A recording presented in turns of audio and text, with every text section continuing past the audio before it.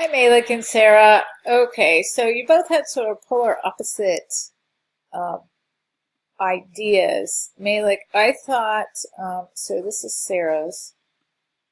Malik, I thought that am I opening the same thing? I thought yours could have a lot more detail. I had to look to see what this was, and I shouldn't have to do that. Now, I know they're sneakers. What's special about these sneakers? What do you want to say about them? Not just your content, but you're writing you need to have the shoe in your closet. Why? Are these special in any kind of way? Uh, what would they be used for? What is it that you want to promote? Are they cool? Are they supposed to make you jump higher? Are they supposed to make you run faster? And in that, in knowing that, you'll be able to say, I don't think Helvetica Bold is really going to take me where I need it to be. Maybe I really want to say that these sneakers are fast and vicious, and those street sneakers, the ones that are going to get you running home fast. I don't know. So I think it would be really beneficial for you to go through dafont.com and find one more font to work with other than Helvetica Bold. I love Helvetica, but I think you could really help yourself by adding one decorative font because it'll do a lot of the heavy lifting of personality and tone for you. But so let's see where I found that.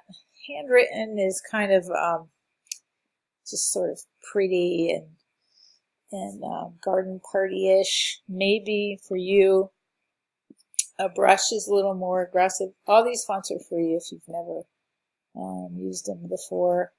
Let's see how they look when you type in any word. You get a nice preview. You can see how it looks with your name.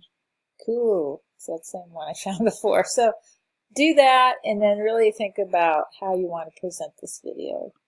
All right, Sarah, you're sort of the opposite. You have 3 amazing decorative fonts. I love all of them and I can't wait to see them move.